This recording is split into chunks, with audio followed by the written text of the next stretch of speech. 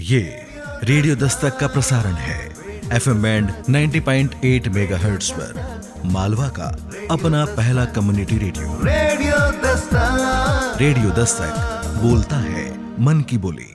नमस्कार दोस्तों, मैं हूँ देविका और आप सुन रहे हैं आपका अपना और उज्जैन का पहला community radio station radio Dastak 90.8 FM। श्रोताओं, लेकर हाजिर है हम आपके लिए हमारा एक खास कार्यक्रम खेती बाड़ी, विशेषकर हमारे किसानों के लिए। और आज के इस कार्यक्रम में हमारे साथ मौजूद है कृषि विज्ञान केंद्र से उपस्थित उद्यानिकी विशेषज्ञ श्रीमती रुचिता कन्नौजिया, जो कि आपको बताएंगे कि किस तरह प्याज की उन्नत खेती की जाती है, किस तरह की किस्में आप लगा सकते हैं, किस तरह से आप अधिक से अधिक उत्पादन ले सकते हैं, उनमें होने वाले रोग और उनका समाधान। तो सुनते रहिए रेडियो दस्तक 90.8 FM। सुनेगा उज्जैन, बढ़ेगा उज्जैन।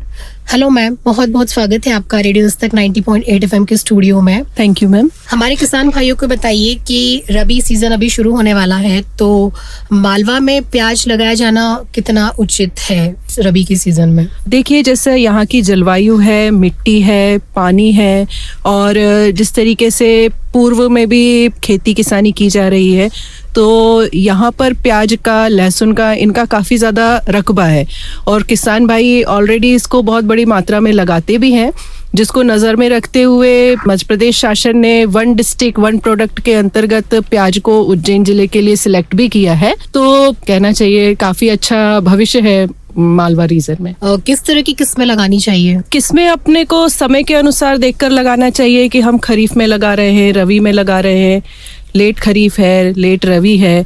वैसे जब अभी जो आने वाला समय है, जो इस समय पर किसान खेत तैयार कर रहे हैं सोयाबीन काटने के बाद, तो ये अपना रबी का सीजन रहेगा। तो रबी में अपनी बहुत अच्छी अच्छी किस्में NHRDF के द्वारा, IIHR के द्वारा, भारतीय कृषि अनुसंधान संस्थान के द्वारा निकाली गई हैं।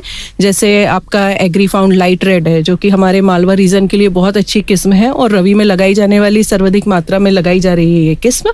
और उसके साथ साथ भीमा सुब्रा है, सुप्रिया है, भीमा श्वेता है। तो बहुत सारी किस्में हैं जिनको किसान सेलेक्ट कर सकते हैं। और सबसे बड़ी बात रहती है कि जो बीज आजकल लोकल मार्केट में कई प्राइवेट कंपनी अपनी नई नई किस्में निकाल रही हैं, तो उसके अलावा मेरा मानना है कि जो भी आपकी ऑथेंटिक शासकीय, जैसे DOGR का होता है, directorate of onion and garlic research वगैरह, अपना इंदौर के पास है, वहाँ से भी अगर ये इस प्रकार की किस्में अपनी लेते हैं, अच्छा बीज लेते हैं, तो उसका उत्पादन पर गहरा प्रभाव पड़ता है, बजाय आप कोई लोकल किस्में लें और वो खराब बीज निकले जी। उसके लिए इसका सही समय क्या होगा लगाने के लिए? समय का, जैसे मैंने अभी भी कहा था कि अपन खरीफ में है, लेट खरीफ में है, रबी में है, लेट रबी में है।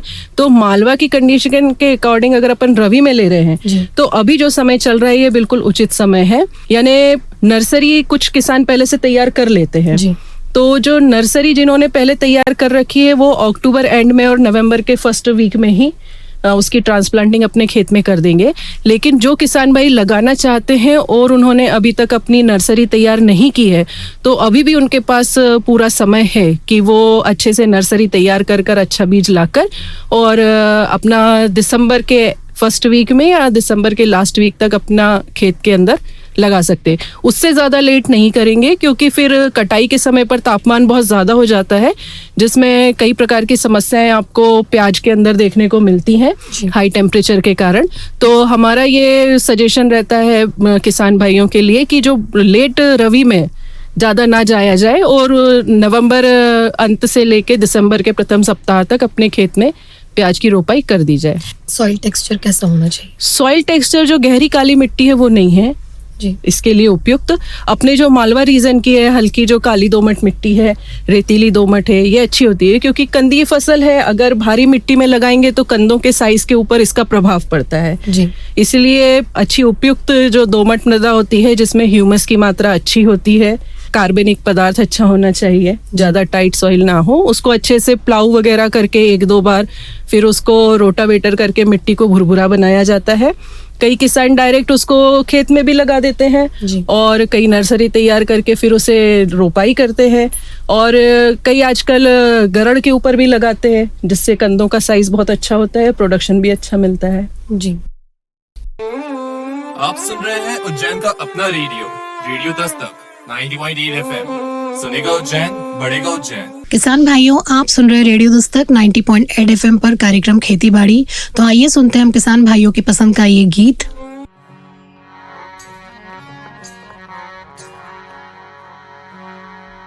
मोती फूटो बिंदता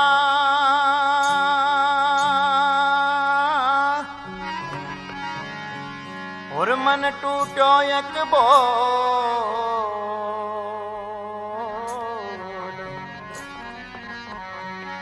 अरे मोती और मंगाविया गुरु मन का तोल नमोल, ए जी मन का तोल नमोल।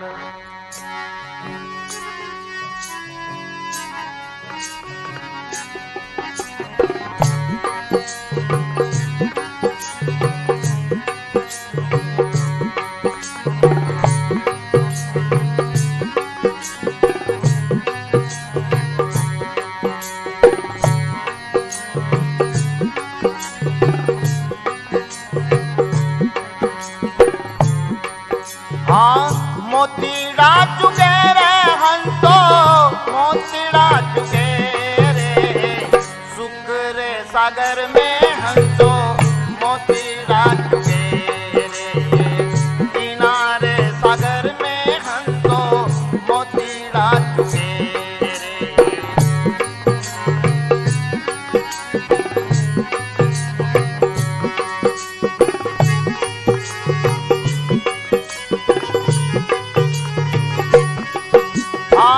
मोतीड़ा चुके रे हंसो, मोती चुके रे सुख रे सागर में हंसो, मोतीड़ा चुके रे हो किनारे सागर में हंसो, मोतीड़ा चुके रे।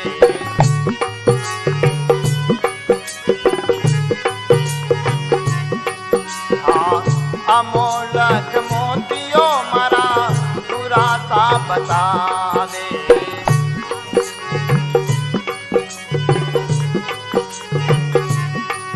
हाँ अमोलक मोती मारा पूरा सा बता दे।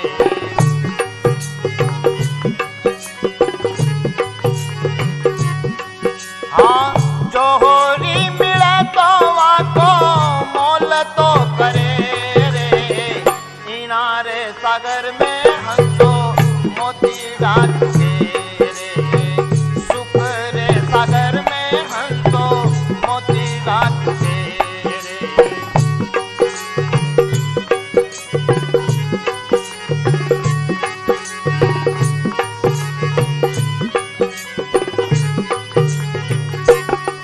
हाँ खरीदी करे रे वाने टोटो नहीं आवे आवे, बनज करे रे वाने टोटो नहीं आवे।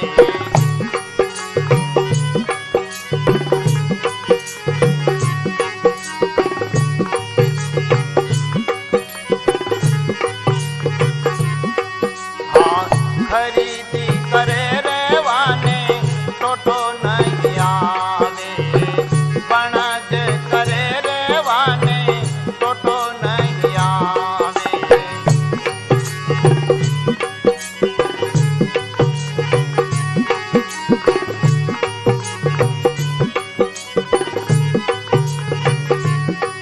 हाँ सुरा नर हुईने वाको बनज करो रे, इनारे सागर में हंसो, मोतीड़ा चुके रे सुख रे सागर में हंसो, मोतीड़ा चुके रे।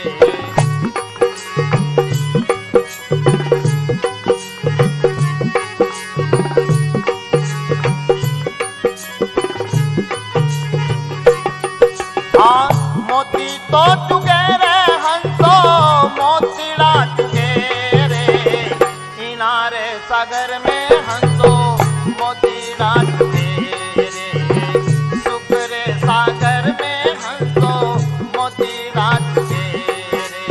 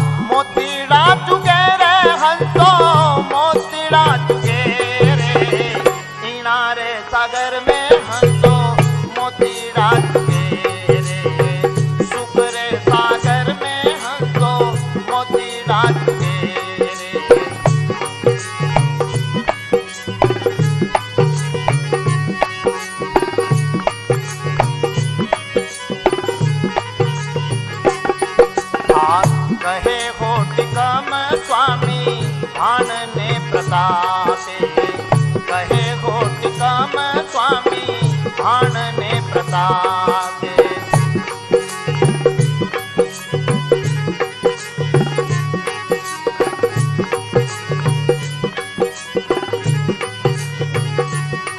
हाँ मोतीड़ा चुके रे ऊनर काहे को मरे रे, किनारे सागर में हंसो मोतीड़ा चुके रे, किनारे सागर में हंसो मोतीड़ा चुके रे।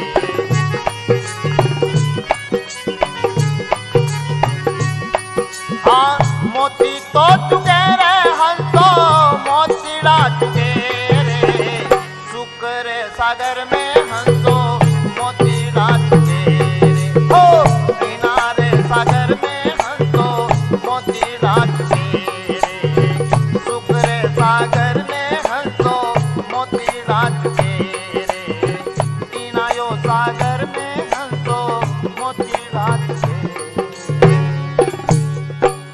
आप सुन रहे हैं उज्जैन का अपना रेडियो, रेडियो दस्तक 90.8 FM।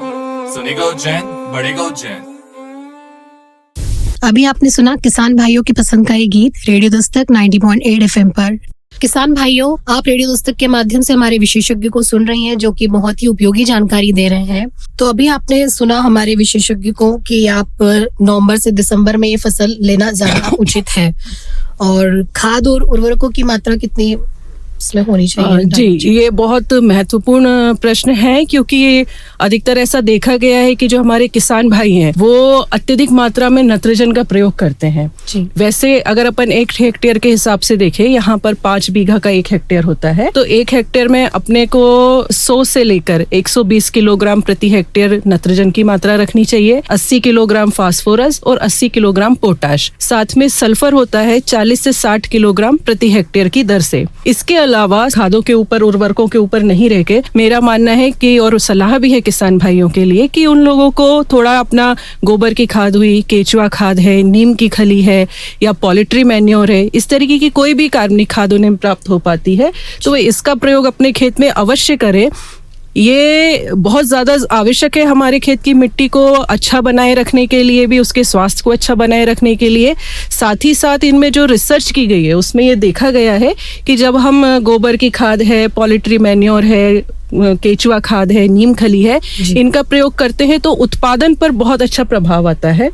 और साथ में जो इसको स्टोर करने की जो शेल्फ लाइफ होती है कि हम इसे कितने समय तक स्टोर करके रख सकते हैं, उसमें भी बढ़ोतरी होती है। आप सुन रहे हैं उज्जैन का अपना रेडियो, रेडियो दस्तक 90.8 FM। सुनेगा उज्जैन, बढ़ेगा उज्जैन। किसान भाइयों, आप सुन रहे हैं रेडियो दस्तक 90.8 एफएम पर कार्यक्रम खेती बाड़ी। तो आइए सुनते हैं हम किसान भाइयों की पसंद का ये गीत। समदर्शी सतगुरु की आन वस्तु दीन लखाय, अरे कोटि जन्म का पंथ था वहाँ पल में पहुँचा जाए।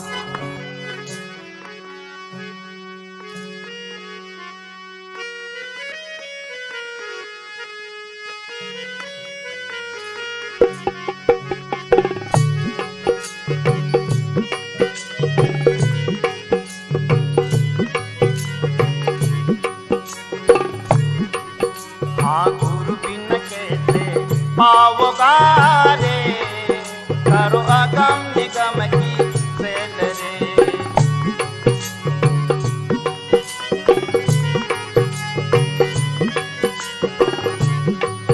हाँ गुरु बिन कैसे पाओगा रे, करो अगम निगम की सेल रे।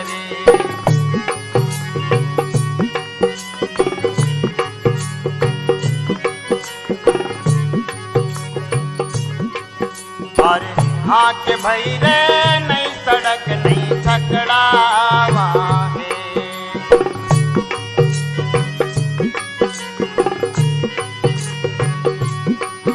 अरे हाँ के भई रे नई सड़क नहीं छकड़ावा है।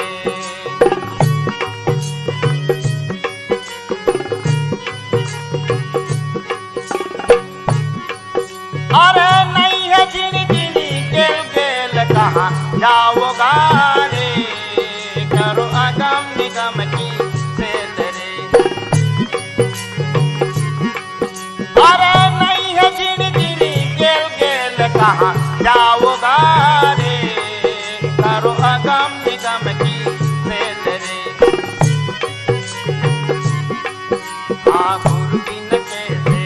पाओगा रे, करो अगम निगम की सेल रे।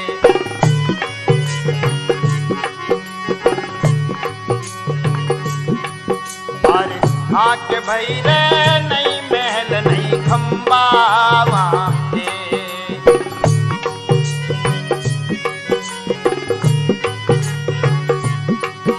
अरे आके भई रे नहीं महल नहीं खंबा वहाँ रे।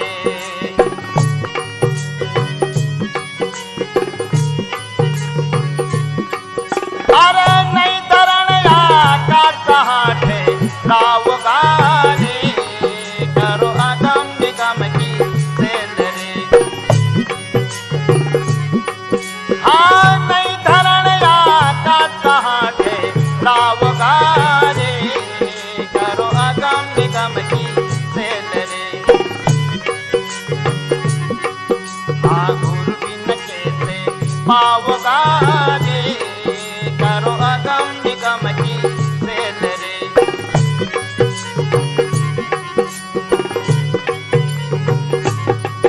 अरे हाथ भई रे नहीं बैंड नहीं बाजा वहाँ रे।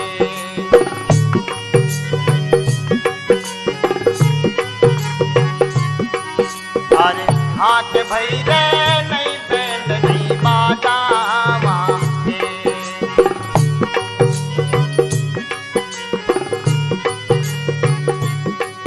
अरे नहीं छती क्या राग राग क्या गाओगा रे, करो अगम निगम की सेल रे। हाँ नहीं छती क्या राग राग क्या गाओगा रे, करो अगम निगम की सेल रे।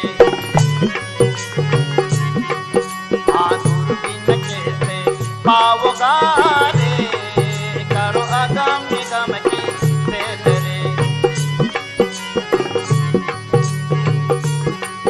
अरे हाथ भई रे नहीं चांद नहीं सूरज वहाँ रे।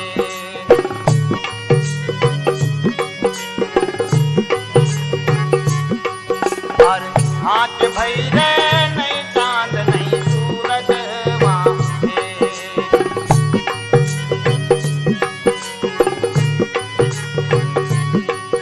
अरे नहीं है झिलमिली जोत क्या पाओगा रे, करो अगम निगम की सेल रे।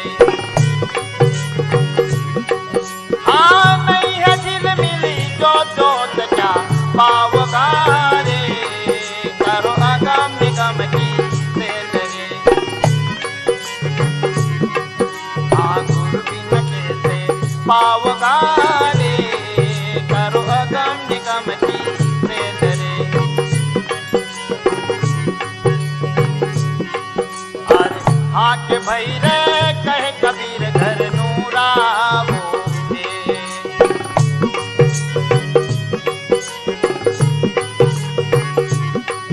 अरे हाथ भई रे कहे कबीर घर नूरा वो रे।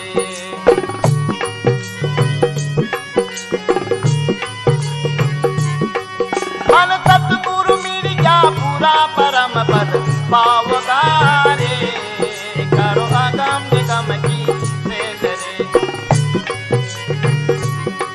मन सतगुरु मिल जा पूरा प्रेम पद पाओगा रे, करो अगम निगम की सेल रे। हाँ गुरु बिन कैसे पाओगा रे, करो अगम निगम की सेल रे। ओ करो अगम निगम की सेल रे। ओ करो अगम निगम की सेल रे। ओ करो अगम निगम की सेल रे। आप सुन रहे हैं उज्जैन का अपना रेडियो, रेडियो दस्तक 90.8 FM। सुनेगा उज्जैन, बढ़ेगा उज्जैन। अभी आपने सुना किसान भाइयों की पसंद का ये गीत रेडियो दस्तक 90.8 FM पर। किसान भाइयों, आप रेडियो दस्तक के माध्यम से हमारे विशेषज्ञ को सुन रहे हैं जो कि बहुत ही उपयोगी जानकारी दे रहे हैं। और सिंचाई कैसी होनी चाहिए, सिंचाई प्रबंधन के बारे में बताएं। सिंचाई किसान जैसे हमारे यहाँ पर फ्लड इरिगेशन बहाव के द्वारा ज्यादा करते हैं जी। और खेत में पानी भर भर के यानी उसको दिया जाता है। अगर जिनके पास उपलब्ध मात्रा में पर्याप्त मात्रा में पानी है सिंचाई के लिए वो फिर भी फ्लड कर सकते हैं। जिनके पास नहीं है वो स्प्रिंकलर के द्वारा भी कर रहे हैं, साथ में ड्रिप भी कर रहे हैं जी। लेकिन बात आती है कि कितने अंतराल में करना है और किस किस समय पर करना है, कितनी मात्रा में देना है, इन सब चीज़ों का प्रभाव आगे जाकर हम जो ओनियन स्टोर करते हैं उस पर भी आता है। तो मिट्टी के हिसाब से किसान भाइयों को देखना चाहिए। अगर उनकी मिट्टी में जलधारण क्षमता कम है जी तो उन्हें यह है कि 8 से 10 दिन के अंतराल पर एक बार सिंचाई देनी पड़ेगी। जी। और अगर किसान भाई के खेत की मिट्टी अच्छी है, उसमें जलधारण क्षमता अच्छी है और अपना रबी का सीजन है तो आप मान के चलिए 15 से 20 दिन में आप एक बार उसमें सिंचाई करेंगे तो प्याज का उत्पादन अच्छा रहता है। साथ में अत्यधिक सिंचाई के कारण बाद में किसानों को समस्या आती है बॉल्टिंग वगैरह की प्याज में, जी। तो वो समस्या नहीं आएगी। इसके नेगेटिव इफेक्ट क्या हो सकते हैं, मतलब अगर सिंचाई अनियमित तरीके से करे तो क्या असर होगा? अनियमित तरीके से करने में बहुत ज्यादा इफेक्ट आता है, यानी आपके प्रोडक्शन पर भी आता है, साथ में कई प्रकार के फिजियोलॉजिकल डिसऑर्डर यानी कुछ चीजें बीमारी में आती हैं, कुछ कीट में आती हैं। लेकिन ये जो अनियंत्रित हमारा कोई भी कल्चरल प्रैक्टिस है जो हम खेत में कर रहे हैं उसका प्रभाव फिजियोलॉजी के ऊपर पड़ता है। यानी कि उनमें जैसे बॉल्टिंग आना या फिर अचानक तरीके से स्प्राउटिंग हो जाना, उगी हुई प्याज में ही फिर से उगना शुरू हो जाती है मैच्योरिटी के टाइम पर, बीच में पाइप का बन जाने जैसी समस्या आती है। तो ये जो समस्याएं आती हैं ये यानी जो नियमित रूप से सिंचाई नहीं करने के कारण जो उसमें उनका उतार चढ़ाव आ रहा है, लॉन्ग ड्यूरेशन हो रहा है। अगर आपकी मिट्टी हल्की है और 8 से 10 दिन में सिंचाई करनी है लेकिन आपने उसको 15-20 दिन तक खींच दिया है तो उसमें क्या होता है कि अंदर पाइप जैसी संरचना आना शुरू हो जाती है और कई बार फिर से पौधे उगने शुरू हो जाते हैं क्योंकि आउटर लेयर और वो हार्ड हो जाती है। पानी की कमी में प्याज अपने आप को सुखाना शुरू कर देता है और उसी समय पर फिर अगर आपने ड्राई स्पेल के बाद एकदम से सिंचाई दी बहाकर तो वो फिर से उसमें स्प्राउटिंग जैसी समस्या शुरू हो जाती है। आप सुन रहे हैं उज्जैन का अपना रेडियो दस्तक 90.8 FM। सुनेगा उज्जैन, बढ़ेगा उज्जैन। किसान भाइयों, आप सुन रहे रेडियो दस्तक 90.8 FM पर कार्यक्रम खेती बाड़ी। तो आइए सुनते हैं हम किसान भाइयों की पसंद का ये गीत। अरे धीरे धीरे रे मना और धीरे सब कुछ हो,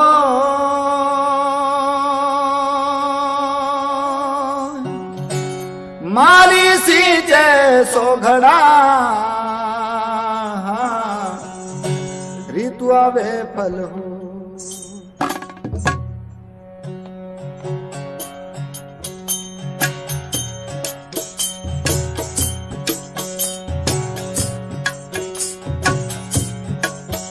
जरा हल्के गाड़ी हाँको मेरे राम गाड़ी वाला, हो जरा धीरे धीरे गाड़ी हाँको मेरे राम गाड़ी वाला।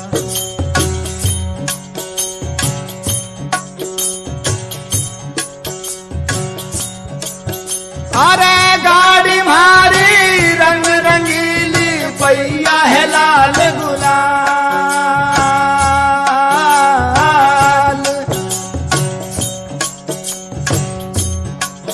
ए जी गाड़ी मारी रंग रंगीली पैया है लाल गुलाल।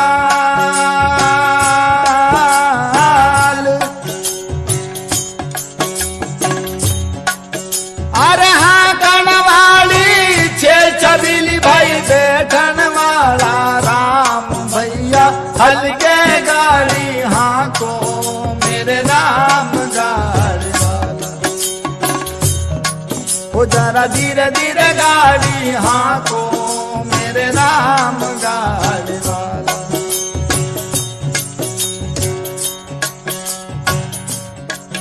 यदि गाड़ी अटकी रे तुम्हें भाई मजल पड़ी है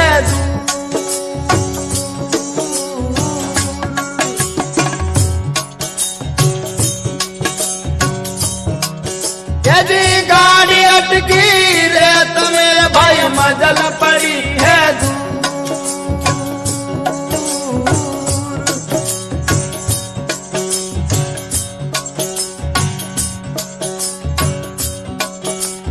धर्मी धर्मी पार उतर गन पापी चकना चूर भैया हल्के गाड़ी हाथों मेरे राम गाड़वा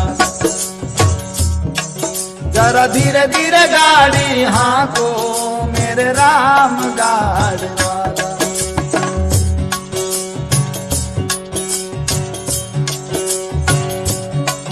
देश देश का वेद बुलाया लाया जड़ी और बूटी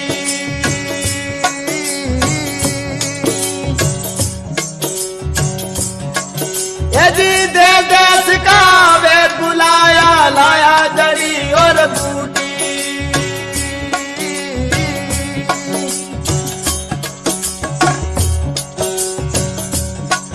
ये जड़ी बूटी तेरे काम न आई जद राम के घर की टूटी रे भैया हल्के गाड़ी हाको मेरे राम गाड़ी तो जरा धीरे धीरे गाड़ी हाको मेरे राम गाड़ी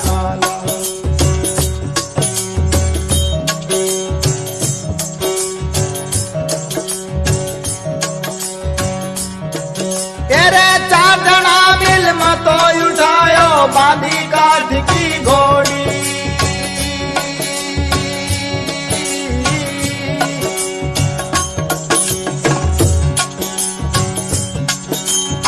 चार जना मिल मतो उठायो बांधी काठ की घोड़ी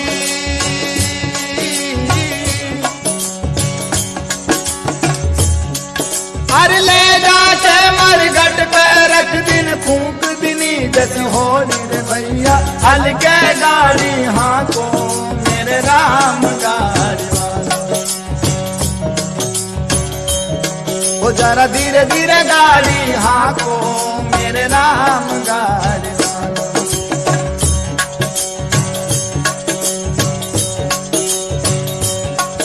यदि बिलख बिलख कर तिरिया रोवे बिछड़ गई मेरी जोड़ी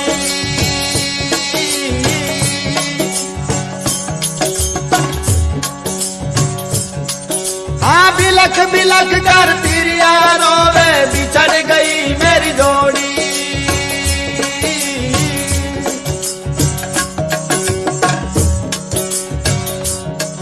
क्या कहे कबीर सुनो भाई साधो जिन जोड़ी उन तोड़ी रे भैया हल्के गाड़ी हाको मेरे राम गाड़ी वो जरा धीरे धीरे गाड़ी हाको मेरे राम गाड़ी वो जरा हल्के गाड़ी हाको मेरे राम गाड़ी हाँ जरा धीरे धीरे गाड़ी हाको मेरे राम गाड़ी आप सुन रहे हैं उज्जैन का अपना रेडियो रेडियो दस्तक 90.8 FM। सुनेगा उज्जैन बढ़ेगा उज्जैन। तो किसान भाइयों, अभी आपने सुना हमारे विशेषज्ञों को कि सिंचाई का भी बहुत ध्यान रखना होता है, न तो पानी की कमी होने देना है और न अत्यधिक पानी होना चाहिए। किसान भाइयों, आप रेडियो दस्तक के माध्यम से हमारे विशेषज्ञ को सुन रही हैं जो कि बहुत ही उपयोगी जानकारी दे रहे हैं। मैम ये बताइए, किसान को अपनी फसल में जो रोग लगते हैं उनका किस तरह से समाधान करना चाहिए? रोग सबसे बड़ी समस्या है किसान भाइयों के लिए आजकल, और उससे भी सबसे बड़ी समस्या ये होती है कि कई वर्षों से भी खेती करने के पश्चात वो इस जानकारी से बिल्कुल अनभिज्ञ रहते हैं हमारे किसान भाई कि आखिर हमारी फसल में समस्या क्या आ रही है और हमें उसका कैसे निदान करना है।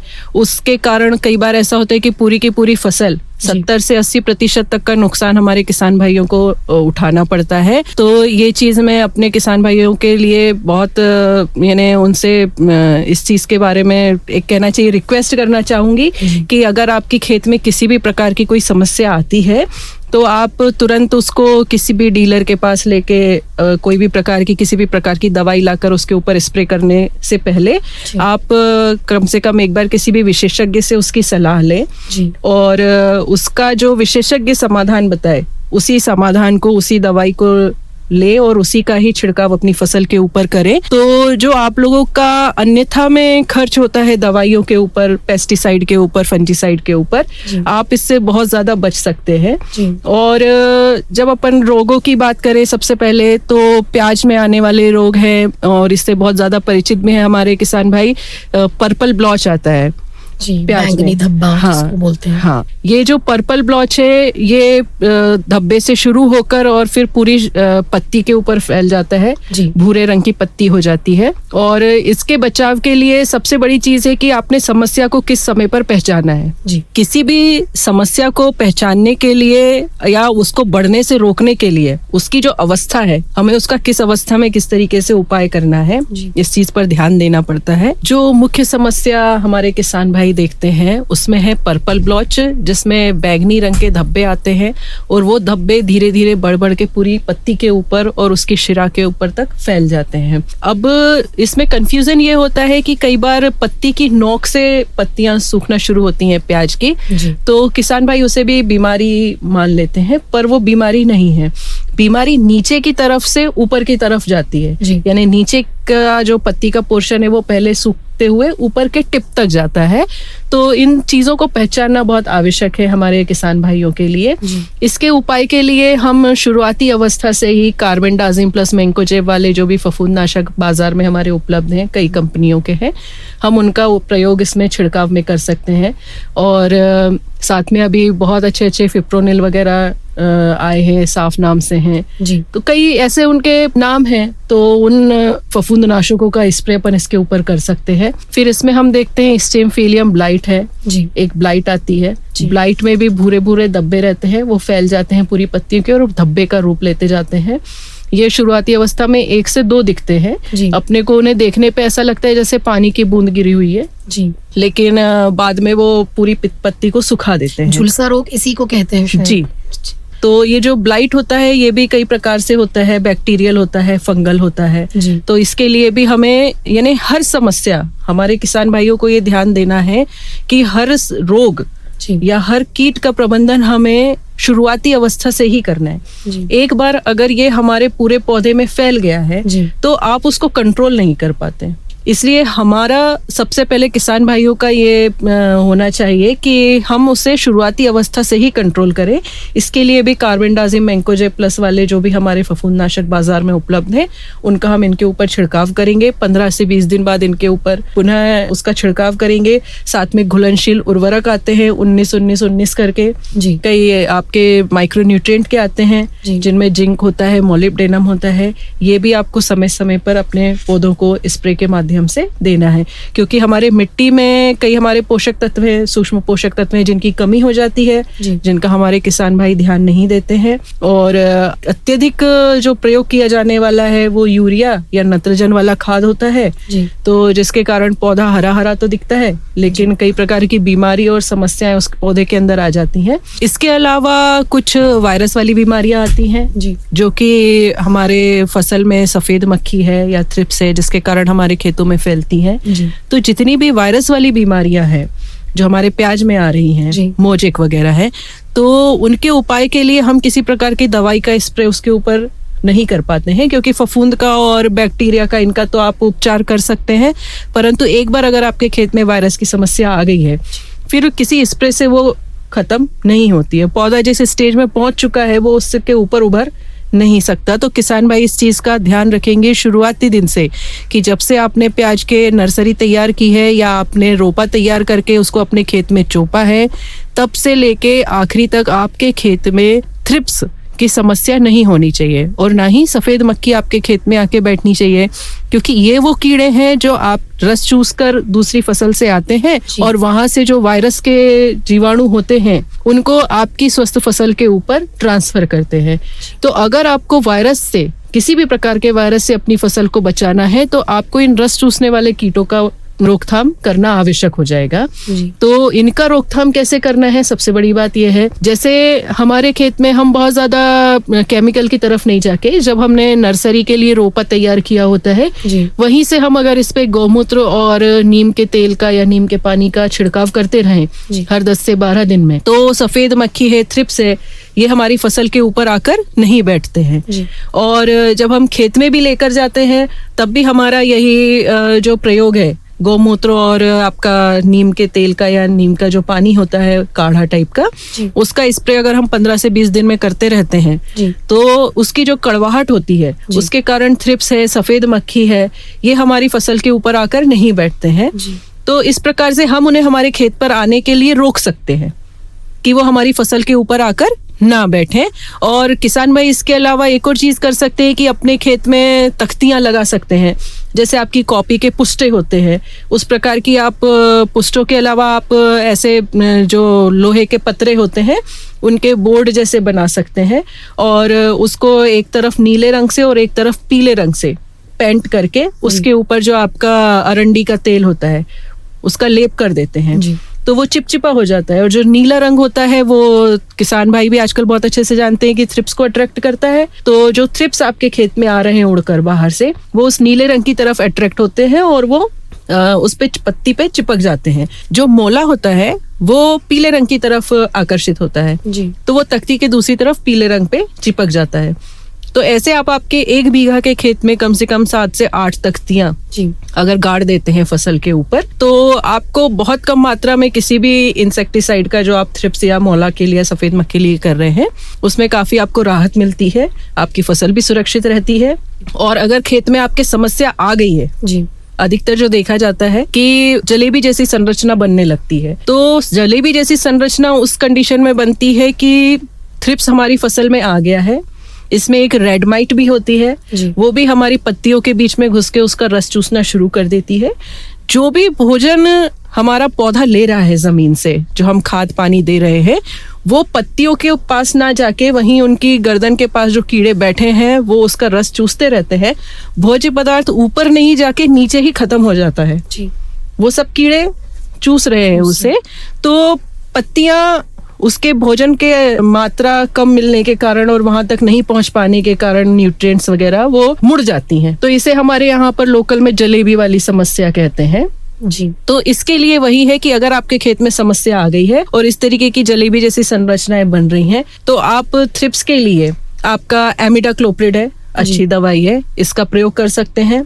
साथ में स्पाइनोसॉट है, उससे भी स्ट्रॉन्ग दवाई है। अगर एमिडाक्लोप्रिड से कंट्रोल नहीं हो पा रहा है तो हमारे किसान भाई फिर स्पाइनोसॉट की तरफ जा सकते हैं। साथ में अगर रेड माइट की समस्या है, माइट भी वही पत्तियां जहाँ से निकलती हैं उसकी जो गर्दन होती है पौधे की, वहां पे बैठ के उसका रस चूसती हैं, तो आप वहां पे के ऊपर डाइकोफॉल का स्प्रे कर सकते हैं, और माइट का स्प्रे कर सकते हैं।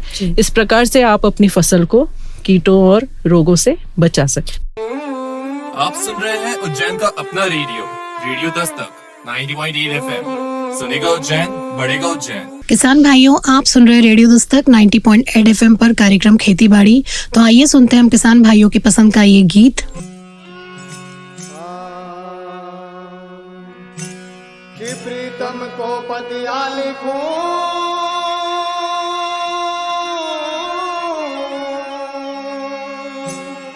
वो जो गए देश विदेश,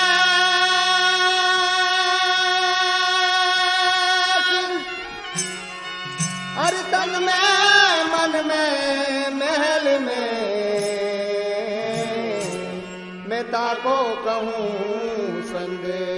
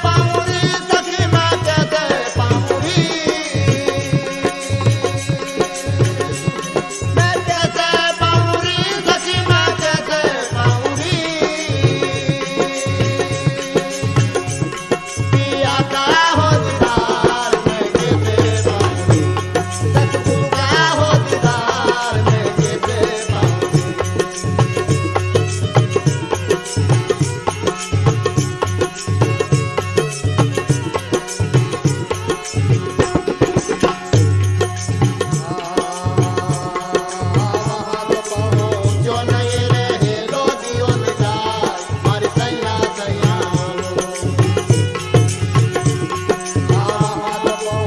जो नहीं रहे लो दियो न जाए मारी सैया सैया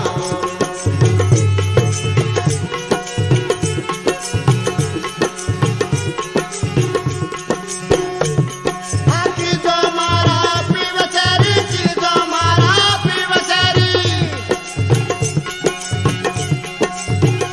मारी भैया पकड़ ले जाए मैं कैसे पाऊंगी मारी भैया पकड़ ले जाए मैं कैसे पाऊंगी पिया का हो दीदार मैं कैसे पाऊंगी कैसे पाऊंगी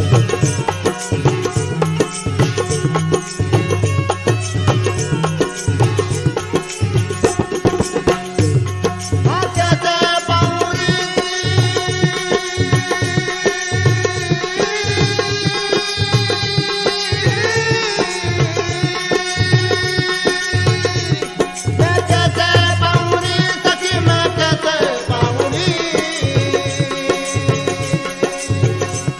पिया का हो दीदार मैं कैसे पाऊंगी सतगुरु का हो दीदार मैं कैसे पाऊंगी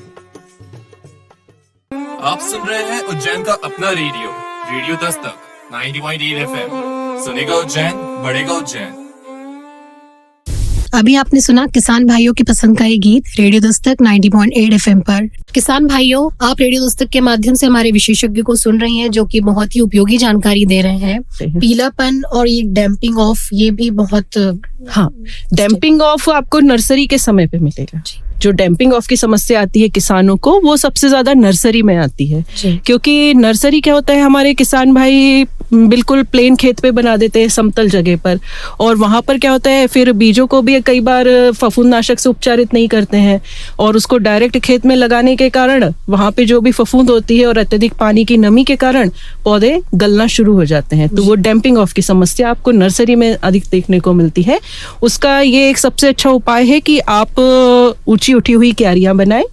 क्यारियों को भी आप फफूंदनाशक से उपचारित कर सकते हैं। पानी में घोलकर पूरी क्यारी के ऊपर आप डाल दें और उसके 3 से 4 दिन बाद फिर आप उसमें बीजों की बुआई करें, तो मिट्टी में होने वाली जो फफूंदें हैं वो खत्म हो जाती हैं। तो डैम्पिंग ऑफ की समस्या जो आपकी अत्यधिक आती है, उससे आप काफी मात्रा में कंट्रोल कर सकते हैं। और पानी भी, बीज डालते समय उनके बीच डिस्टेंस मेंटेन करना भी जरूरी है। नर्सरी में नहीं इतना रहता है, खासकर आजकल हमारे किसान भाई क्या करते हैं कि डायरेक्ट भी खेत में बो देते हैं। जैसे अभी देखेंगे कि अब हमारे पास समय नहीं है, हमने रोपे तैयार किए नहीं हैं, तो वो डायरेक्ट खेत में करते हैं, लेकिन ये गलत प्रक्रिया है। एक तो सबसे बड़ी दिक्कत ये आती है कि पौधा जब हम नर्सरी से लेकर खेत में जाते हैं, वो 30 से 40 दिन का पौधा रहता है, जिसे हम अपने नर्सरी से लेके खेत में जा रहे हैं, हमने उसे लगाया है, वो ऑलरेडी नर्सरी में उतनी ग्रोथ ले चुका है, अब वो उसके आगे की ग्रोथ लेगा।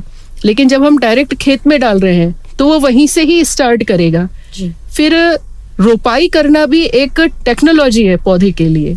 ये किसान भाइयों को समझना चाहिए कि जब हम रोपाई करते हैं, यानी क्यारी से लेके रोपे को खेत में ले जाके लगाते हैं, तो उस बीच में जो पौधे के ऊपर जर्क लगता है, या जो कहना चाहिए उसे जो स्ट्रेंथ मिलती है, वो उसके उत्पादन को सीधा सीधा प्रभावित करती है। साथ में मैं अपने किसान भाइयों को रेडियो दस्तक 90.8 FM के माध्यम से ये भी कहना चाहूंगी कि हमारे इसमें अगर बहुत ज्यादा अत्यधिक मात्रा में खरपतवार है, तो जो खरपतवार है, किसी भी प्रकार के खरपतवार नाशक का आप खड़ी फसल में प्रयोग नहीं करेंगे, क्योंकि प्याज या लहसुन वाली जो फसलें हैं, आपको उनमें जो भी करना है वो आपका प्री इमरजेंस ही करना है। आपने बो दिया है, उसके बाद आप किसी भी प्रकार के खरपतवार नाशक का प्रयोग करें। लेकिन अगर एक बार फसल आपके खेत में आ गई है, खड़ी हो गई है, पौधा ऊपर आ गया है, तो फिर आप उसके ऊपर किसी भी प्रकार के खरपतवार नाशक का प्रयोग नहीं करेंगे। उससे पहले आप पेंडामेथिलिन का प्रयोग कर सकते हैं। आपका बहुत सारे खरपतवार नाशक ऐसे हैं जो चौड़ी पत्ती और सकरी पत्ती के लिए प्रयोग में लाए जाते हैं। आप किसी का भी प्रयोग करके खरपतवारों को नष्ट कर सकते हैं, डीप प्लोइंग कर सकते हैं। परंतु एक बार अगर फसल खेत में खड़ी हो गई है, तो आप फिर किसी भी प्रकार के नींदानाशक का प्रयोग ना करें। फिर आप हाथों के द्वारा ही, मजदूरों के द्वारा हैंड वीडिंग करवा के उसको रोकथाम दें। जी, कुछ ऐसी बातें जिनसे वो उत्पादन अधिक ले सकते हैं किसान भाई? बहुत सारी ऐसी बातें हैं। कहीं हम जैसे करते तो आ रहे हैं, हमारे किसान भाई बहुत समय से करते आ रहे हैं प्याज की खेती, फिर भी कहीं ना कहीं हम चूक जाते हैं। जैसे कुछ छोटी छोटी स्टेप होती है। सबसे पहली चीज होती है समय का ध्यान। जी, किसी भी प्रकार की खेती के लिए, प्याज ही नहीं, हमारे किसान भाई इस चीज को ध्यान में रखें, किसी भी फसल की खेती के लिए सबसे महत्वपूर्ण होता है समय, जी, कि हम किस समय पर लगा रहे हैं। हम जिस जगह रह रहे हैं, जैसे मालवा का है, तो हमें ये पता है कि यहाँ पे कब ज्यादा पानी गिरता है, मावठा कब आता है, कब तापमान जैसे फरवरी में एकदम से बढ़ जाता है। तो यही चीजें मैंने अपने बीज के उसमें भी बताई थी कि हम ज्यादा लेट रवि में ना जाएं, जैसे दिसंबर के बाद फिर हम अपने खेत में प्याज ना लगाएं, क्योंकि अगर दिसंबर के बाद लगाते हैं और उसकी कटाई होती है उधर अप्रैल और मई में जाके, जी, उस समय पर जमीन का भी तापमान बढ़ जाता है और वातावरण का तापमान तो अधिक रहता ही है, और अत्यधिक मात्रा में फिर हमको बार बार सिंचाई भी करनी पड़ती है, जिसके कारण कई प्रकार की फंगल और बैक्टीरियल समस्याएं हमारे प्याज में आती हैं। जी, तो सबसे मेन चीज है कि समय का ध्यान। दूसरी चीज, हम जो भी कल्चरल प्रैक्टिस कर रहे हैं, जी। जैसे मैं अभी अपने बीच में भी बात हुई थी कि डायरेक्ट खेत में भी लगा रहे हैं, तो डायरेक्ट खेत में सोइंग ना करें, जी, उसका समय से रोपा तैयार करें, और रोपा तैयार करने के बाद उस रोपे को भी, जैसे फफूंद, हमने रोपा क्यारी से उखाड़ा है, तो क्यारी से उखाड़ के सीधे हम उसे खेत में जब लगा रहे हैं, उससे पहले हम एक टब में फफूंदनाशक का घोल तैयार कर ले जी। और हमारे जो रोपे हैं उनकी जड़ों को उसमें डूबा रहने दें, क्योंकि हम क्यारी तो उपचारित कर सकते हैं फफूंदनाशक से, पर पूरे खेत को उपचारित नहीं कर सकते। तो अगर हमने उनकी जड़ों को फफूंदनाशक में डूबा रहने दिया है और फिर हम उसको खेत में लगा रहे हैं, जी। तो हमारे खेत की जो कई फफूंद है जो हमारे पौधों को खराब करती हैं, उससे भी काफी हद तक उसमें रोकथाम, पौधे जो मरते हैं उसमें होगी। फिर सिंचाई का है, वो भी हमने पॉइंट लिया था जी। कि उचित अंतराल पर ही हमें पौधों को सिंचाई देनी है। ये कुछ बिंदु हैं, यानी हर चीज जो आती है वो किसान भाई ये मानेंगे कि अल्टीमेटली आती घूम फिर कर समय के ऊपर ही है। बीजोपचार भी उतना ही जरूरी है। बीजोपचार बहुत जरूरी है। जी, यानी कई बार ऐसा होता है कि हम प्राइवेट कंपनी वगैरह के लाते हैं, किसान भाई सोचते हैं पैकेट के अंदर है और उपचारित तो है, पर ऐसा नहीं होता है। वो पैकिंग कब की है, कितने समय तक फफूंदनाशक उसके ऊपर असरकारक है। आपके पास जो भी फफूंदनाशक है, कैप्टान है, थायरम है, बीटावैक्स पावर वगैरह है, बाविस्टीन है, इनसे आप अपने बीजों को उपचारित करें और फिर उनको अपने खेतों में लगाएं। गोबर की खाद वगैरह का अच्छा प्रयोग करें। तो खासकर एक और चीज़ है कि ज़मीन के जो कीड़े होते हैं कई बार खड़ी फसल को खराब करते हैं, भूमिगत जो कीट होते हैं, तो उसके लिए फिर खड़ी फसल में आप उपाय कर पाना बड़ा मुश्किल काम होता है। इसलिए खेत की तैयारी के ही समय अगर आप उसमें नीम की खली वगैरह मिला देते हैं तो दीमक वगैरह हुई या और भी कई भूमि में पाए जाने वाले कीट हैं जो आपकी फसल को नुकसान पहुंचा रहे हैं, जड़ों को खराब कर रहे हैं, जी, तो उनसे भी आप रोकथाम उनकी होती है, आप अगर नीम की खली मिला देते हैं तो। जी। साथ में अगर खड़ी फसल में आ रही है ये समस्या, तो फिर क्लोरपाइरिफास है, क्विनालफास है, इसे आपके सिंचाई के पानी के साथ आप खेत में बहाते हैं। तो ये कुछ चीजें हैं जिनका अगर आप किसान भाई अपना ध्यान रखेंगे तो उत्पादन पे काफी अच्छा उनको प्रभाव मिलेगा। और जो स्टोरेज है, यानी कि प्याज को ज्यादा समय तक रख पाने का जो है भंडारण क्षमता, वो भी बढ़ती है। आपने जितनी भी दवाइयों के नाम बताए सब केमिकल है, हाँ, तो ये ज्यादा सुटेबल है या ऑर्गेनिक की तरफ जाना चाहिए किसानों को? नहीं, किसान भाइयों को मैंने कुछ ये भी बताए हैं कि अपन पहले से नीम का तेल या फिर आपका गौमूत्र का भी प्रयोग करें। हर कोई नहीं करता है। हाँ, क्योंकि हर किसी के पास आजकल उपलब्ध भी नहीं है, पर हमारे दूसरे भी लेक्चर्स में किसान भाइयों को बताते हैं, क्योंकि आप जितना दवाइयों के ऊपर निर्भर रहेंगे, आप अभी दवाई का स्प्रे करेंगे, फिर कीड़े इससे आदी हो जाएंगे, फिर आप उससे स्ट्रॉन्ग दवाई का प्रयोग करेंगे, तो अच्छा है कि हमारे पास जो चीजें उपलब्ध हैं हम उनका प्रयोग अपनी फसलों के ऊपर करें और अपनी फसलों को बचाएं। किसानों को अगर उचित मूल्य ना मिले तो ऐसी स्थिति में क्या करना चाहिए? कई बार ऐसा देखा जाता है, ये बहुत बड़ी समस्या है वर्तमान में किसान भाइयों के लिए हमारे, क्योंकि उत्पादन करना उनको बहुत आसान हो जाता है। जी, अच्छा, खूब पैसा लगाते हैं, खेती करते हैं, अच्छा बीज लाते हैं, अच्छी मेहनत करते हैं, हम जिस प्रकार से कर रहे हैं वैसे टेक्निकली वैज्ञानिक तौर पर उसकी खेती भी करते हैं, अच्छा उत्पादन भी मिलता है, परंतु समस्या ये आ जाती है कि जब बहुत ज्यादा प्रोड्यूस आ जाता है मार्केट में तो उसकी जो मूल्य होता है, भाव होता है, वो ऑटोमेटिक कम हो जाता है। तो कई बार हमारे किसान भाइयों को उचित मूल्य नहीं मिल पाने की जगह पर कि हमने जितनी लागत लगाई उतना भी हमें नहीं मिल पा रहा है, तो वो उसको सड़क किनारे फेंक देते हैं। तो ये काफी गंभीर समस्या हमारे लिए हो जाती है। इसमें मध्य प्रदेश शासन के द्वारा कई चीजें अभी काम में लाई जा रही है वर्तमान में, जैसे जगह जगह पर स्टोरेज हाउस किसानों को ही बनवाए जा रहे हैं सब्सिडी देकर। तो आप तुरंत अगर मार्केट में प्राइस नहीं है, अगर आप उसको कुछ समय तक रोक सकते हैं, वैसे भी प्याज और लहसुन को अपन 5 से 6 महीने तक भंडारित कर सकते हैं जी। उचित उनका जो रख रखाव है उसमें इनके स्टोरेज स्ट्रक्चर होते हैं, उस स्ट्रक्चर में किसान भाई 5 से 6 महीने तक रोक सकते हैं अपनी फसल को। अगर आपके पास नहीं है और गांव में 1 या 2 स्टोरेज हाउस भी है तो आप उनके यहाँ भी रख सकते हैं, जैसे आलू के लिए कोल्ड स्टोर में रखते हैं जी। तो उसी प्रकार से आप प्याज को और लहसुन को भी अपने भंडारित कर सकते हैं। और जब मार्केट में उसका मूल्य हो, जिस समय पर आपको आपकी लागत से अतिरिक्त मिल रही हो आय, आप उस समय पर उसे मार्केट में निकाल सकते हैं। दूसरी चीज ये है कि अभी जो सरकार की तरफ से और भी कई योजनाएं आ रही हैं जिसमें किसान भाई किसानी ना करके को बिजनेस की तरफ भी ले जा सकते हैं, जैसे स्मॉल स्केल इंडस्ट्री, लघु उद्योग भी किसानों के लिए खोले जा रहे हैं, बृहद में भी प्रयोग में लाए जा रहे हैं, जिसमें प्याज का पाउडर है, पेस्ट है, उसका भुना हुआ मसाला है, इस तरीके के खाद्य पदार्थ भी तैयार करके फिर उनको आप मार्केट में उतार सकते हैं। तो बजाय हम अपने इतनी मेहनत से तैयार किए गए प्याज को जो हमने उगाया है उसे ऐसे व्यर्थ में बर्बाद ना करके हम इस तरफ भी जा सकते हैं। फूड जो इंडस्ट्री है उनमें आजकल इन चीज़ों की बहुत डिमांड है जी। जैसे हमारा उज्जैन तो छोटे शहरों में आता है, यहाँ हम लोग खुद मसाला वगैरह तैयार करते हैं, परंतु अगर हम थोड़ा बाहर के मार्केट में जाएं तो वहाँ पर आजकल कॉस्मेटिक में हुआ है, मेडिसिन में है, फूड इंडस्ट्री में है, इनमें प्याज का काफ़ी प्रयोग किया जा रहा है। तो डिमांड भी है इन चीज़ों की। बस हमें हमारे उज्जैन से थोड़ा बाहर निकल के बाहर के बाजार को देखना है कि वहाँ पर किस चीज़ की डिमांड है और हमारे किसान भाई क्या कर सकते हैं। करने को सब कर सकते हैं, उनमें बहुत स्किल्स है, बहुत मेहनत भी करते हैं। तो अपने उत्पाद को ऐसे व्यर्थ ना करके उसके बाय प्रोडक्ट बनाए, वैल्यू एडेड प्रोडक्ट बनाए। स्लाइसेस होती हैं, पाउडर होता है, पेस्ट होता है, भुना मसाला है, जूस है, सिरका है, सॉस है, कई पदार्थ तैयार होते हैं, एसेंशियल ऑयल निकाला जाता है। तो इस तरीके के पदार्थ तैयार करके उनको मार्केट में बेच सकते हैं और अतिरिक्त आय ले सकते हैं। ये रबी की फसल और खरीफ की फसल दोनों में से किसमें उगाया हुआ प्याज का जो भंडारण क्षमता है वो ज्यादा होती है? रवि के फसल में मैडम, क्योंकि हमारे किसान भाई खुद जानते हैं खरीफ का जो प्याज होता है उसमें नमी अत्यधिक होती है जी। तो आप उसे ज्यादा समय तक स्टोर नहीं कर पाते हैं। जो रवि का होता है इसमें नमी की मात्रा उतनी नहीं रहती है, वाटर % होता है, तो आप उसे ज्यादा समय तक स्टोर कर सकते हैं। और एक और चीज हमारे किसान भाई ये ध्यान रखेंगे कि जब हम खेत से निकालते हैं प्याज को और प्याज को निकालने के बाद हम उसे खेत में भी छोड़ देते हैं ताकि जो उसके खेत की हीट है वो कम हो जाए। फिर उसके बाद वहां से उठा के उसको छाई में भी रखते हैं हमारे किसान भाई। छाई में 4-5 दिन रखने के बाद फिर उसकी पत्तियों को कटवाते हैं। तो जो उसकी पत्तियों की कटाई होती है इस चीज का ध्यान रखें कि बिल्कुल नीचे से ना कटाएं। जो बल्ब होता है, कंद होता है, बिल्कुल उसके नीचे से ना कटवाएं, उससे करीब 1 से 1.5 इंच ऊपर से जो उसकी पत्तियां जहाँ से लगती हैं वहां से उसको कटवाएं।